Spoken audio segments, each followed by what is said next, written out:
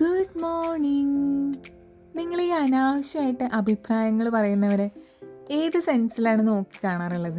ഇപ്പോൾ നമ്മുടെ അച്ഛൻ, അമ്മ, നമ്മുടെ സിബ്ലിങ്സ്, നമ്മുടെ ക്ലോസ് ഫ്രണ്ട്സ്, ഇത്രയൊരു ആ ഒരു സർക്കിളിൽ നിൽക്കുന്ന ആൾക്കാരല്ലാതെ നമ്മൾ മറ്റുള്ള ഒരു ആളിൽ നിന്ന് അനാവശ്യമായിട്ട് നമ്മുടെ ലൈഫിൽ ഒരു ഒപ്പീനിയൻ കേൾക്കാൻ നമ്മൾ ആഗ്രഹിക്കില്ലല്ലേ? ആക്ച്വലി അതിന് നമ്മളൊരു വാല്യൂം കൊടുക്കത്തില്ല. ഈ വല്ല കാലത്തൊക്കെ കാണുന്ന ആൾക്കാരുടെ അഭിപ്രായങ്ങൾ ഭയങ്കര കോമഡി ആയിരിക്കുമേ. ആക്ച്വലി നമ്മളിപ്പോൾ നാട്ടിൽ എന്തെങ്കിലുമൊക്കെ ജോലി ചെയ്ത് ജീവിക്കുമായിരിക്കും.